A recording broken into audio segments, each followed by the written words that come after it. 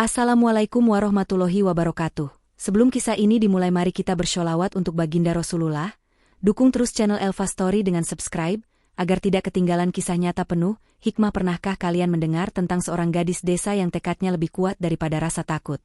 Dengarkan sampai selesai, karena setiap detiknya menyimpan pelajaran tentang harga sebuah pilihan. Namaku Aulia. Sejak kecil orang mengenalku sebagai gadis yang suka menundukkan pandang dan mengucap salam lebih dulu. Rumahku kecil, berdinding papan yang sudah menguning. Di terasnya ada bangku kayu yang dibuat almarhum ayah. Tempatku sering duduk sambil menatap sawah yang berkilau setelah hujan. Di desa, hari terasa sederhana. Fajar menetes dari pucuk bambu, azan subuh menggema lembut, dan bau tanah basah bercampur dengan wangi kopi hitam. Aku biasa membantu di warung milik Bu Wati. Membersihkan gelas, menanak nasi, menyapu lantai. Upahnya tidak besar, namun cukup untuk membeli beras, minyak, dan menambal hidup. Selebihnya aku titipkan pada Allah, penguasa setiap rezeki. Tetangga sering berkata bahwa aku ramah. Mereka bilang senyumku menenangkan. Mungkin karena aku terbiasa menahan kata, memilih mendengar, lalu menjawab pelan. Tetapi ramah saja tidak bisa membayar listrik yang menunggak. Malam-malam, lampu redup seperti ikut hemat tenaga, dan aku menghitung hari hingga jatuh tempo. Di kepala, satu kalimat berulang seperti doa. Aku ingin mengubah nasib. Suatu siang aku ke kota, menelusuri barisan toko yang deretannya seperti tak ada ujung. Aku mencari papan pengumuman lowongan kerja, berharap ada yang cocok untuk seorang lulusan sekolah menengah yang tak punya keterampilan istimewa. Di pertigaan, di bawah rindang ketapang, aku bertemu seseorang yang membuat langkahku terhenti. Sari, teman kecilku. Rambutnya kini rapi, jilbabnya bersih, dan wajahnya cerah seakan baru saja memeluk kabar baik. Kami saling memanggil nama, lalu tertawa kecil mengingat masa saat kami berebut layangan putus. Kami duduk di bangku beton pinggir trotoar. Sari bercerita tentang rencananya merantau. Katanya, ada agen resmi yang memberangkatkan pekerja ke luar negeri. Ada pelatihan, ada asrama, ada perjanjian kerja. Ia menatapku, seolah ingin menguji keberanian yang mungkin bersembunyi dalam diriku. Jika kau sungguh ingin, kau bisa ikut. Jalan ini tidak mudah, tapi terbuka. Kata-kata itu seperti mengetuk pintu yang selama ini kukira terkunci. Pulang ke rumah, aku membawa selebaran kecil bertuliskan alamat kantor agen. Malamnya aku menatap bangku tua buatan ayah. Dalam hati aku berbisik, "Ayah, izinkan anakmu melangkah jauh." Beberapa hari setelahnya aku berdiri di depan kantor agen. Dindingnya putih, plang namanya tegas, dan ruang tunggunya berisi wajah-wajah berharap. Kami mengisi formulir, memeriksa berkas, lalu diperkenalkan pada jadwal pelatihan. Bangun pagi, belajar bahasa dasar, etika kerja, cara menggunakan alat rumah tangga modern, juga aturan hukum yang harus kami patuhi. Instruktur kami tegas tetapi tidak kasar. Katanya, orang yang pergi merantau harus siap menundukkan kebiasaan, mengalahkan lelah, dan menjaga kehormatan diri. Kucatat semua seperti mencatat doa. Setiap malam aku membaca surat pendek, memohon agar Allah menjaga niatku tetap lurus. Hari pengumuman keberangkatan datang seperti hujan yang lama dinanti. Namaku tercantum di daftar. Tanganku bergetar saat menandatangani kontrak. Di luar, langit kota redup, suara kendaraan seperti arus sungai yang tak pernah surut. Aku pulang ke desa untuk berpamitan. Pagi itu, aku mengetuk pintu tetangga satu persatu. Bu Wati memelukku dan menyelipkan uang lipatan kecil ke telapak tanganku. "Simpan untuk jaga-jaga," katanya. Pak Yusuf menyodorkan payung tua. "Bukan untuk hujan di Arab, tapi agar kau ingat kampung saat menatap langit." Kami tertawa dalam haru. Di mushola kecil, aku duduk lama setelah salat. Kubacakan sholawat pelan. Kuhaturkan niatku kepada Allah agar perjalanan ini bukan hanya mencari harta, tetapi menjaga martabat. Bandara adalah dunia lain. Lampu-lampu putih yang tidak pernah padam, pengumuman berulang yang memantul kemana-mana, dan rasa rindu yang mulai tumbuh bahkan sebelum aku benar-benar pergi. Saat pesawat menanjak menembus awan, aku menatap jendela dan melihat bumi mengecil. Di sana, desaku tinggal sebagai nokta hijau. Kupejamkan mata, menyebut nama Allah yang memegang setiap takdir. Beberapa bulan kemudian, setelah proses ketibaan, pengecekan, dan orientasi, aku akhirnya memasuki sebuah rumah besar di kota yang panas dan berangin. Pintu gerbangnya tinggi, halaman depannya dipenuhi pohon kurma muda, dan dinding luarnya memantulkan sinar matahari seperti cermin. Di ambang pintu berdiri seorang wanita berwibawa. Maryam, istri majikanku. Matanya tajam tetapi tutur katanya terukur. Selamat datang, ucapnya, suaranya dalam. Di belakangnya, seorang pria berusia matang melangkah dengan senyum yang disusun rapi. Fa, majikanku. Ia menyambut singkat, menanyakan namaku, lalu mempersilakan kami masuk. Hari-hari awal berjalan seperti buku panduan. Jam 5 pagi aku sudah di dapur, menyiapkan sarapan. Roti pipih, sup hangat, teh manis yang wangi. Lalu menyapu ruang tamu yang luas, menata bantal, menyeka vas kaca, dan memastikan lantai mengilap. Maryam memberi instruksi jelas. Ia tidak cerewet, hanya ingin kerapian dan ketepatan. Aku berusaha menepati semuanya. Aku belajar ritme rumah itu. Jam berapa sinar matahari menyentuh jendela timur. Jam berapa bel pintu biasanya berbunyi. Jam berapa tuan rumah pulang kerja. Dalam beberapa pekan, gerak tubuhku menemukan pola. Fahd jarang bicara. Ia tipe yang hemat kata, tetapi perhatiannya terasa. Pernah suatu siang listrik padam sekejap, dan ia menawari lampu portabel agar aku bisa melanjutkan pekerjaan tanpa terganggu. Pernah pula ia memuji sop buntut yang kumasak sesuai resep ibuku, pujian yang membuatku tersipu karena rasanya seperti mengundang kampung hadir di meja makan mereka. Saat itu aku menunduk dan mengucap syukur. Namun dalam doa malamku, aku memohon agar hatiku tetap tertib. Kebaikan seorang majikan seharusnya kubalas dengan kerja yang jujur, bukan dengan rasa yang salah alamat. Sebagai perempuan yang hidup sendiri di negeri orang, aku belajar menjaga jarak sekaligus menjaga keramahan. Maria mempercayakan kunci gudang dan daftar belanja padaku. Itu tanda keyakinan yang tidak murah. Aku ingin layak memegangnya. Di cermin kamar kecil yang menjadi tempatku melepas lelah, aku sering menatap wajah sendiri. Kulihat mata yang sama seperti saat di desa. Hanya lingkar hitam yang sedikit menebal. Kutarik napas pelan, lalu kuingat lagi niat ketika berangkat. Aku datang untuk bekerja, memperbaiki hidup, dan membuat masa depan lebih terang. Namun setiap rumah punya rahasia yang berjalan pelan seperti bayangan. Aku merasakan itu di lorong panjang dengan karpet lembut tempat langkah tidak bersuara. Ada tatapan yang sesekali terasa lebih lama dari seharusnya.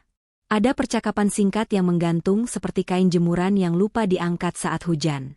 Aku menepis prasangka, karena prasangka bisa menumbuhkan masalah dari tanah yang semestinya tandus. Tetapi tanda-tanda kecil kadang justru menjadi bahasa yang paling jujur. Di saat seperti itu aku memeluk doa. Ya Allah, jaga langkahku. Sore itu, ketika matahari memantul di kubah masjid tetangga dan angin membawa wangi rempah dari dapur, aku menutup buku catatan belanja dan merapikan apron. Di kejauhan terdengar suara mobil memasuki halaman. Hari terasa akan berjalan seperti biasa. Namun hidup jarang sekali mengabari kita sebelum berubah arah. Aku menatap pintu ruang keluarga yang perlahan terbuka. Dalam hati, aku mengulang niat yang sama. Aku datang untuk bekerja dan menjaga kehormatan. Di ambang antara hari yang kukenal dan hari yang akan datang, aku belum tahu bahwa langkah kecilku barusan sedang mendekat ke sesuatu yang akan menguji semua keyakinan yang selama ini kupeluk erat. Pagi di rumah besar itu selalu sibuk. Maryam sibuk menyiapkan keperluan anak-anaknya yang akan berangkat sekolah, sementara aku memastikan semua berjalan lancar. Namun di balik rutinitas yang terlihat biasa, aku mulai merasakan sesuatu yang sulit dijelaskan. Fahd, majikanku, seringkali hadir dengan tatapan yang seolah menyelami lebih dalam dari sekadar melihat. Awalnya aku mencoba menepis. Setiap kali ia memanggilku untuk sekadar mengambilkan air minum atau menanyakan menu makan siang, aku selalu menjawab dengan singkat dan menunduk. Aku tahu batasan seorang pembantu rumah tangga. Tetapi semakin hari, caranya berbicara padaku terasa berbeda. Ada nada lembut, ada senyum samar, ada perhatian yang melebihi sekadar hubungan majikan dan pekerja. Maryam, istrinya, tidak buta. Aku bisa merasakan matanya yang tajam setiap kali ia melihat interaksi kami. Tatapannya seakan berkata, aku tahu ada yang tidak biasa. Sejak saat itu, suasana rumah berubah. Tidak ada lagi obrolan ringan antara Nyonya dan pekerja. Yang ada hanya perintah singkat dan jarak yang semakin renggang. Suatu sore, ketika Maryam pergi menghadiri pertemuan keluarga, rumah terasa lengang. Angin padang pasir bertiup dari celah jendela, membawa debu halus. Aku sedang menyapu ruang tamu ketika Fahd masuk. Langkahnya tenang, suaranya berat ketika menyapaku. Aulia, duduklah sebentar, katanya. Aku terkejut. Jarang sekali ia berbicara demikian. Aku menolak halus, Tuan, saya masih bekerja. Namun ia mendekat, menatapku dalam. Kau tidak perlu takut. Aku hanya ingin berbicara. Jantungku berdetak lebih cepat, seakan ada gendang yang dipukul dari dalam dada. Aku tahu, inilah momen yang selama ini kutakuti. Fahd bercerita tentang pernikahannya yang sudah lama dingin. Tentang Maryam yang lebih sibuk dengan keluarganya sendiri, tentang rumah besar yang terasa kosong meski ramai. Kata-katanya seperti racun yang dibungkus madu. Aku mendengarkan dengan gelisah, ingin pergi tapi kakiku berat. Saat itu aku sadar, keakraban yang pelan-pelan tumbuh bukan lagi bayangan. Ia nyata. Dan aku ada di tengah pusaran yang bisa menghancurkan siapa saja di dalamnya. Beberapa hari setelah kejadian itu, sikap Maryam semakin dingin. Ia sering menatapku dengan mata basah, seakan menahan air mata.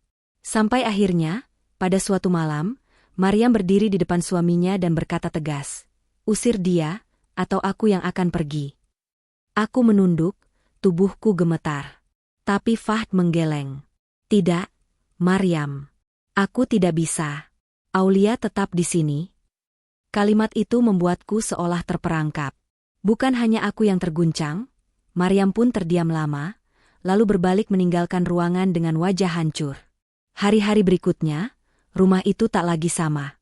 Suara tawa hilang, digantikan bisikan-bisikan pertengkaran yang sering kudengar dari balik pintu.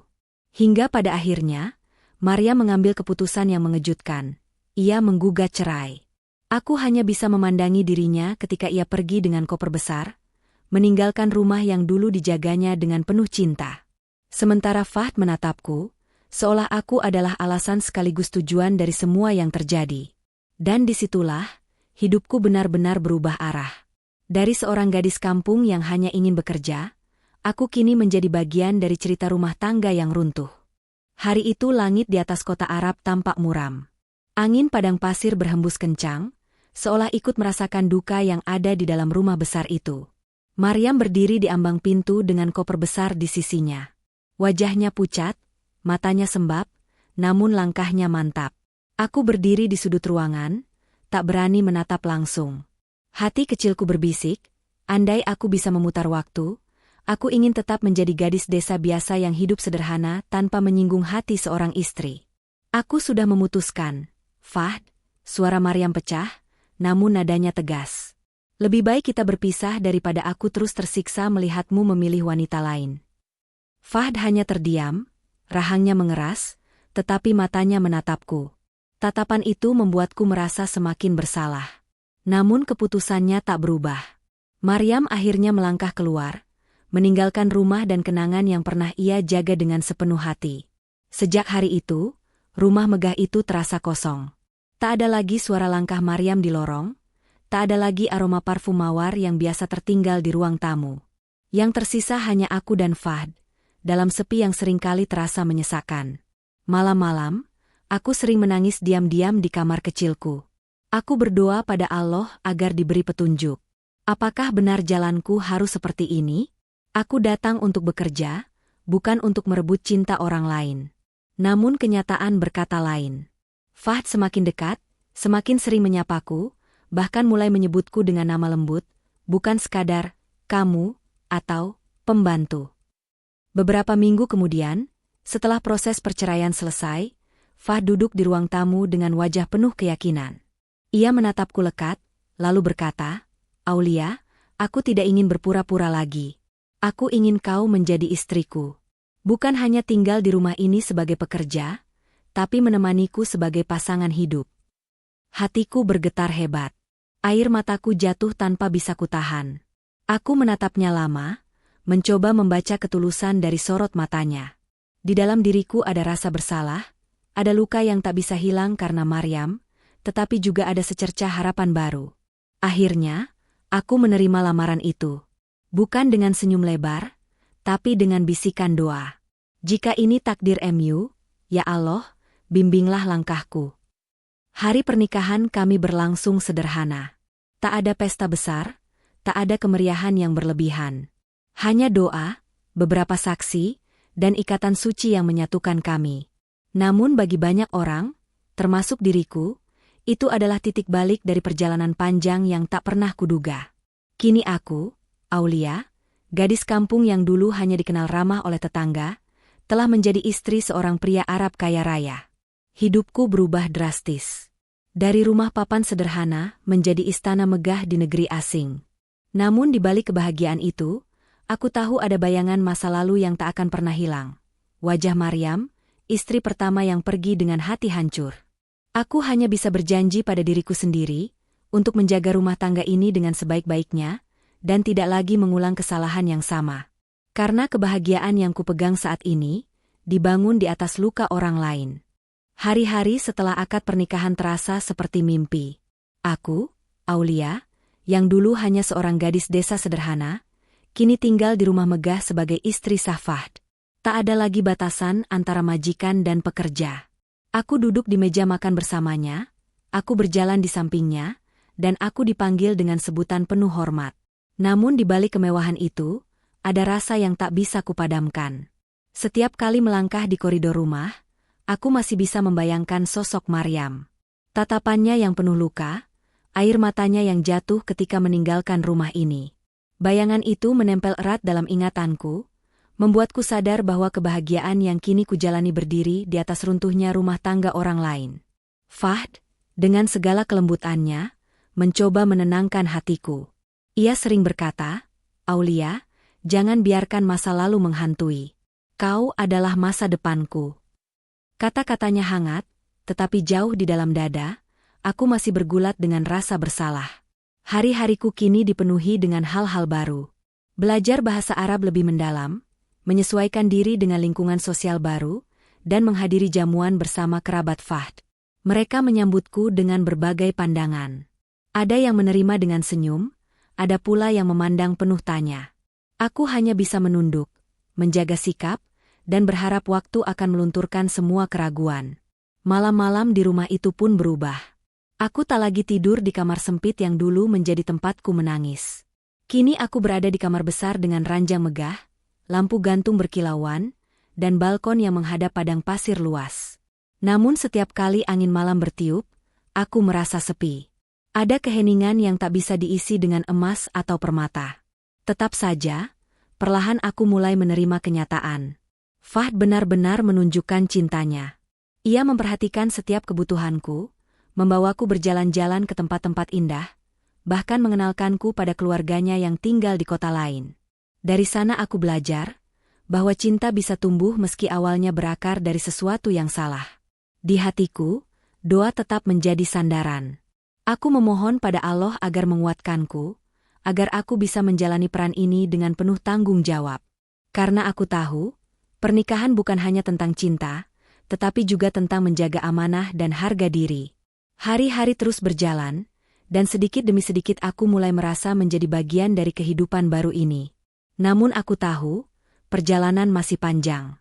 Kemewahan bukan jaminan kebahagiaan, dan rasa bersalah bukan hal yang bisa hilang dalam sekejap. Aku harus belajar menerima, memaafkan diriku sendiri, dan menjaga rumah tangga ini agar tidak kembali runtuh. Di malam yang hening, aku sering menatap bintang-bintang di langit Arab. Dalam hati aku berbisik, Ya Allah, jika ini jalanku, bimbinglah aku. Jangan biarkan aku lupa siapa diriku, dan dari mana aku berasal. Hari-hari sebagai istri Fahd semakin menantang. Aku tidak lagi sekadar pembantu yang bisa bersembunyi di balik dapur atau kamar kecil. Kini aku tampil di hadapan banyak orang, menghadiri undangan keluarga besar Fahd, bertemu dengan kerabat yang sebagian menyambut hangat, sebagian lagi menatap dengan tatapan penuh tanya. Aku tahu kabar tentang perceraiannya dengan Maryam menyebar cepat. Dan aku tahu, Diriku menjadi sosok yang sering disebut dalam bisikan orang-orang. Itu dia perempuan Indonesia itu. Begitu bisikan yang kadang kudengar ketika melangkah masuk ke ruang jamuan. Ada yang berbisik dengan nada kagum, ada pula yang bernada sinis. Keluarga Fahd sendiri terpecah. Beberapa menerima keputusannya, karena mereka melihat kebahagiaannya. Namun tidak sedikit yang masih memihak Maryam. Bagaimanapun, Maryam sudah lama menjadi bagian dari keluarga besar mereka. Kehilangannya menyisakan luka yang belum sembuh, dan aku, secara tidak langsung, dianggap penyebab luka itu.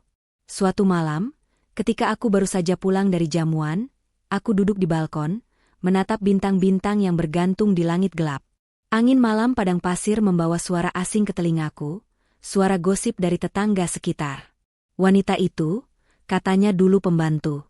Sekarang jadi nyonya besar. Ucapan itu menusuk, membuat mataku panas. Aku menangis dalam diam. Aku bukan tidak bangga dengan perjalanan hidupku, tapi rasa bersalah dan pandangan orang membuatku seakan hidup dalam dua dunia. Dunia kemewahan yang indah, dan dunia bayangan yang penuh bisikan. Fahd, yang menyadari keresahanku, mendekat dan memegang tanganku. Aulia, jangan dengarkan kata orang.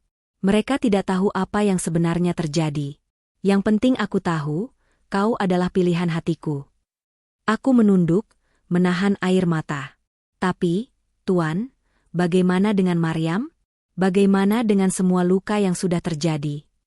Fahd menatapku dalam. Maryam punya jalannya sendiri. Aku pun punya jalanku. Dan kini, jalan itu bersamamu. Kau adalah takdirku.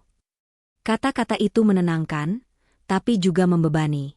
Karena aku sadar, apapun yang terjadi, aku harus membuktikan bahwa aku bukan hanya sekadar bayangan yang merebut tempat orang lain. Aku harus menunjukkan bahwa aku mampu menjadi istri yang baik, menjaga martabat, dan tidak lagi menyakiti siapapun.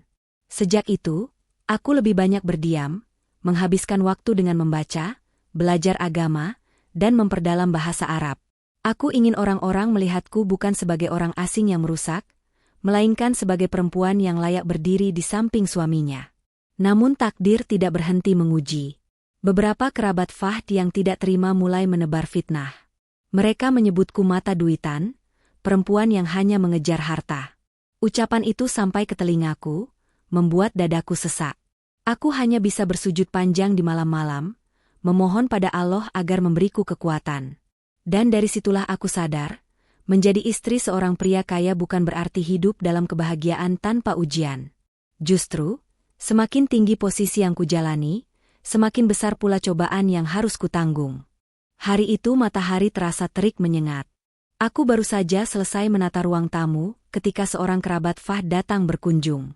Wajahnya dingin, senyumnya tipis, dan kata-katanya penuh sindiran. Aulia, kau beruntung sekali. Dari gadis desa jadi nyonya rumah megah. Tidak semua orang bisa seberuntung dirimu. Nada ucapannya membuat dadaku bergetar, seolah setiap huruf adalah belati yang menusuk perlahan. Aku hanya menunduk. Tidak ada jawaban yang bisa meredakan pandangan sinis seperti itu. Namun rupanya fitnah tidak berhenti di situ. Beberapa hari kemudian, aku mendengar kabar bahwa orang-orang di kalangan keluarga Fahd mulai berbisik bahwa aku menikahinya semata-mata demi harta. Ada yang bahkan menyebarkan kabar bahwa aku dahulu sudah memiliki hubungan gelap dengan Fahd sebelum Maryam pergi. Kabar itu bagai badai. Di luar sana, orang-orang mempergunjingkanku. Di dalam rumah, hatiku semakin guncang. Aku menangis di kamar, memohon pada Allah agar memberiku ketabahan. Aku tidak pernah meminta takdir ini, tetapi kini aku harus menjalaninya dengan penuh konsekuensi. Fahd melihat kegundahanku. Malam itu ia memelukku erat. Aulia, jangan takut. Aku tahu siapa dirimu. Aku tahu kau tulus.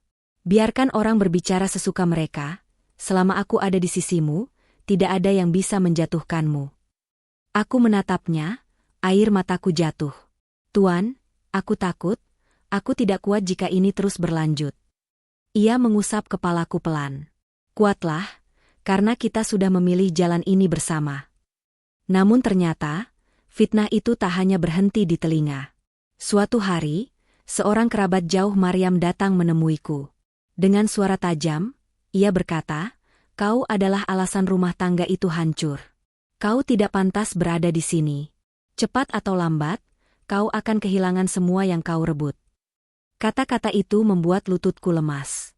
Setelah ia pergi, aku terduduk di lantai, menangis terisak. Rasa bersalah, rasa takut, dan rasa tak berdaya bercampur jadi satu.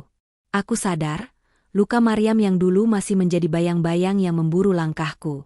Di malam yang hening, aku bersujud lama. Ya Allah, Engkau yang maha mengetahui isi hati hamba MU. Jika benar aku salah, ampunilah aku.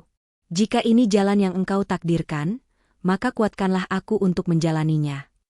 Hari-hari berikutnya, aku berusaha lebih tabah. Aku menutup telinga dari gosip, menutup hati dari prasangka, dan mencoba membuktikan bahwa aku bukan sekadar perempuan yang datang untuk mengambil harta. Aku mengurus rumah dengan sepenuh hati, memperhatikan Fahd dengan penuh kasih, dan belajar agar bisa menjadi istri yang tidak hanya berdiri di samping, tapi juga menopang. Namun aku tahu, badai ini belum berakhir. Fitnah yang datang sudah seperti api kecil yang menjalar di rerumputan kering. Kapan saja bisa membesar dan membakar segalanya. Dan aku, Aulia, harus bersiap menghadapi apapun yang akan terjadi setelah ini. Hari-hari berikutnya berjalan penuh tekanan. Fitnah yang semula hanya berbisik di belakang kini mulai terdengar di depan mata. Beberapa kerabat Fahd terang-terangan menolak kehadiranku dalam acara keluarga. Mereka duduk berkelompok, berbicara dengan suara keras seakan sengaja agar aku mendengar. Lihatlah, perempuan itu sudah merusak rumah tangga orang. Sekarang ingin merebut semuanya. Aku mencoba tetap tenang, menundukkan pandangan, dan menjaga tutur kata. Namun jauh di dalam dada, hatiku bergetar hebat. Aku ingin menjerit, ingin berkata bahwa aku pun tidak pernah menduga hidupku akan berubah sejauh ini. Tetapi suara orang-orang selalu lebih keras daripada bisikan hatiku. Fahd menyadari semua itu. Ia berdiri di tengah keluarganya, menegakkan tubuh dengan wibawa. Cukup, katanya tegas. Aulia adalah istriku yang sah. Jika kalian menghormati aku, maka kalian juga harus menghormatinya.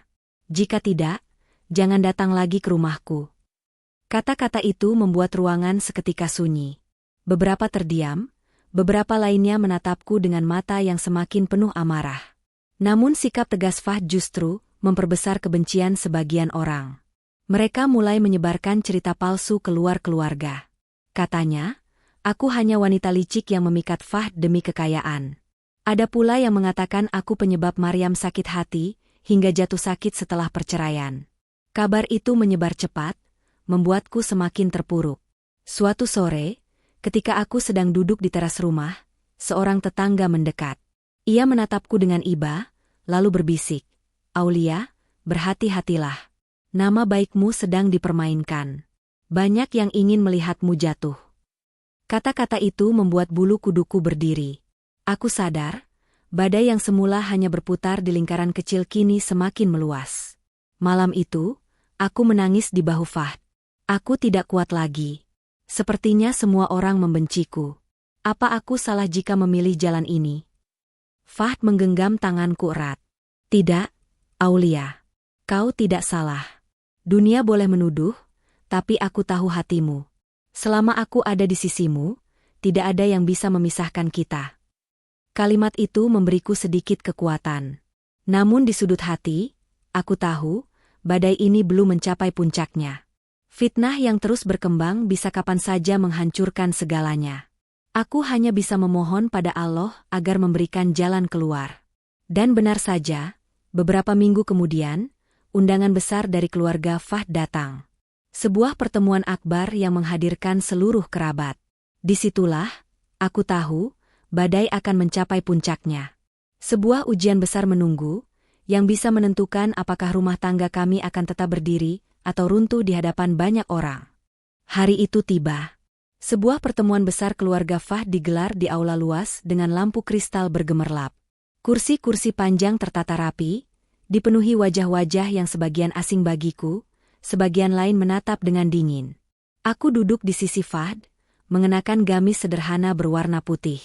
Jantungku berdetak kencang, seolah ingin melompat keluar dari dadaku. Bisikan mulai terdengar sejak aku melangkah masuk. Itu dia perempuan Indonesia itu, katanya dulu pembantu rumah tangga, sekarang jadi nyonya besar. Suara-suara itu menusuk telinga, membuat kakiku gemetar. Namun aku mencoba menenangkan diri, mengingat doa yang selalu kuucapkan, "Ya Allah, kuatkan aku." Pertemuan itu semula berlangsung tenang, membahas urusan keluarga dan warisan. Namun suasana berubah ketika salah seorang paman Fahd berdiri dan berkata lantang, "Fahd, kami semua tahu alasan Maria meninggalkanmu. Dan semua orang di sini tahu siapa penyebabnya." Wanita itu, tangannya menunjuk ke arahku. Ruangan mendadak hening. Semua mata tertuju padaku. Aku menunduk, air mata mulai mengalir. Aku ingin membela diri, ingin mengatakan bahwa aku tidak pernah berniat merebut apapun. Namun suaraku terkunci di tenggorokan. Fahd bangkit berdiri, wajahnya merah menahan marah. "Cukup. Aulia istriku yang sah. Aku mencintainya, dan aku sendiri yang memilihnya. Jika kalian ingin menyalahkan, salahkan aku, bukan dia." Suaranya bergema memenuhi aula. Namun serangan tak berhenti. Seorang kerabat perempuan berdiri, suaranya tajam. "Cinta? Atau nafsu? Semua orang tahu Aulia hanyalah pembantu yang memanfaatkan kelemahanmu." Ucapan itu disambut desisan dan tatapan sinis. Aku menutup wajahku dengan tangan. Hatiku hancur. Aku merasa seakan dunia runtuh di hadapanku. Namun tiba-tiba, dari dalam diriku muncul keberanian yang entah dari mana datangnya. Aku berdiri perlahan, air mata masih mengalir, lalu berkata dengan suara bergetar namun tegas. "Aku memang pembantu. Aku memang gadis desa yang tak punya apa-apa. Aku tidak pernah meminta hidupku berubah seperti ini. Aku hanya ingin bekerja, mencari rezeki halal. Jika akhirnya aku berada di sini, itu bukan karena aku merencanakan keburukan. Semua ini takdir Allah. Dan aku akan menjalaninya dengan menjaga kehormatan sebaik yang aku bisa." Ruangan sunyi. Beberapa orang menunduk. Sebagian masih menatap tajam, namun ada pula yang tampak mulai luluh. Fahd menatapku dengan mata berkaca-kaca, lalu menggenggam tanganku erat di hadapan semua orang. "Inilah pilihanku. Dan aku akan menjaganya, apapun yang terjadi." Suasana perlahan mereda. Pertemuan dilanjutkan dengan tegang, tapi tak ada lagi yang berani menyerangku langsung. Aku duduk kembali, tubuhku lemas, namun hatiku terasa lebih ringan. Untuk pertama kalinya, aku berani berdiri bukan hanya sebagai istri Fahd, tapi sebagai diriku sendiri, Aulia, gadis desa yang kini mencoba bertahan di tengah badai. Malam itu, ketika semua selesai dan kami pulang ke rumah, aku berdiri di balkon menatap langit Arab yang bertabur bintang. Angin malam berhembus lembut, seolah membawa pesan bahwa ujian terbesar sudah kulewati. Dalam hati, aku berbisik lirih. "Ya Allah, Engkau yang membolak-balikan hati manusia. Aku tidak sempurna, tapi bimbinglah aku untuk menjaga amanah ini. Jangan biarkan kebencian menghancurkan rumah tangga yang kini kujalani. Jadikan aku istri yang mampu menutup masa lalu, dan membangun masa depan dengan ridho MU." Dan disitulah, kisahku mencapai titik klimaksnya. Dari gadis kampung sederhana, hingga menjadi istri seorang pria Arab kaya raya, aku belajar bahwa kebahagiaan sejati tidak datang dari harta atau kedudukan, tetapi dari hati yang mampu bertahan, berdoa, dan berserah kepada Allah. Sahabat Elva Story yang dirahmati Allah, setelah kita mendengarkan perjalanan panjang seorang gadis desa bernama Aulia, mari kita ambil hikmah yang terkandung di dalamnya. Kisah ini bukan sekadar cerita tentang cinta, rumah tangga, atau nasib yang berubah, tetapi juga tentang betapa rapuhnya hati manusia ketika diuji oleh takdir dan godaan dunia. Aulia memulai langkahnya dengan niat yang sederhana, yaitu bekerja dan mencari rezeki halal di negeri orang. Tekadnya kuat, keberaniannya patut kita teladani. Namun dalam perjalanan, ia terjebak dalam situasi yang penuh cobaan. Kedekatannya dengan sang majikan membuat rumah tangga orang lain retak, hingga akhirnya ia sendiri menjadi istri dari pria itu. Dari sini kita belajar bahwa niat yang baik bisa saja tergelincir jika kita tidak mampu menjaga batasan. Sahabat sekalian, Allah telah memberikan hati nurani pada setiap hamba. Hati yang bisa membedakan mana yang benar dan mana yang salah. Namun seringkali, manusia kalah oleh hawa nafsu dan bisikan dunia. Aulia berjuang melawan rasa bersalah, melawan fitnah, melawan pandangan sinis dari orang sekitarnya. Ia menangis, ia rapuh, tetapi ia tetap bersandar kepada Allah. Inilah pesan penting, dalam setiap badai hidup, satu-satunya tempat kita bersandar hanyalah pada Sang Pencipta. Kita juga melihat bahwa harta, kedudukan, dan kemewahan bukanlah jaminan kebahagiaan. Aulia yang semula hidup sederhana di desa merasa tenang meski serba kekurangan. Namun ketika ia berada di istana megah, ia justru dikelilingi fitnah, kebencian, dan ujian yang jauh lebih berat. Betapa benar firman Allah, bahwa dunia ini hanyalah kesenangan yang menipu. Maka janganlah kita terlalu terpikat oleh kilau harta, karena bisa jadi di baliknya ada ujian yang jauh lebih menyakitkan. Dari kisah ini pula kita belajar tentang arti menjaga amanah. Maryam, istri pertama Fahd, pergi dengan hati hancur. Itulah luka yang tidak boleh kita abaikan. Bahwa setiap keputusan yang kita ambil tidak hanya berdampak pada diri kita, tetapi juga pada orang lain. Karena itu, sahabat sekalian, marilah kita berhati-hati dalam melangkah. Jangan sampai kebahagiaan kita terbangun di atas penderitaan orang lain. Namun pada akhirnya, Allah Maha Bijaksana. Setiap manusia punya jalan hidup masing-masing. Setiap takdir yang ditulis pasti mengandung pelajaran. Aulia belajar dari kesalahannya, ia berusaha menjaga rumah tangganya, ia menutup telinga dari fitnah, dan ia memohon kekuatan hanya pada Allah. Dari sinilah kita bisa memahami, bahwa meskipun jalan hidup manusia penuh dengan liku, siapapun yang kembali kepada Allah dengan hati yang ikhlas akan selalu diberi kekuatan untuk bertahan. Sahabat Elva Story, mari kita jadikan kisah ini sebagai cermin bagi diri kita. Bahwa kehidupan bukan hanya tentang mencari kebahagiaan pribadi, tetapi juga menjaga hati, menjaga kehormatan, dan menjaga perasaan orang lain. Jangan pernah lupa untuk selalu berpegang pada doa, sholawat, dan keikhlasan, karena hanya dengan itu kita bisa menghadapi badai kehidupan. Semoga kita semua bisa mengambil pelajaran berharga dari kisah ini. Mari kita doakan, semoga siapapun yang sedang diuji oleh Allah dengan cobaan hidup, diberi kekuatan, kesabaran, dan jalan keluar yang terbaik. Dan semoga kita selalu dijauhkan dari fitnah, dijaga kehormatan kita, serta diberi keberkahan dalam setiap langkah. Wallahu a'lam bishawab. Wassalamualaikum warahmatullahi wabarakatuh.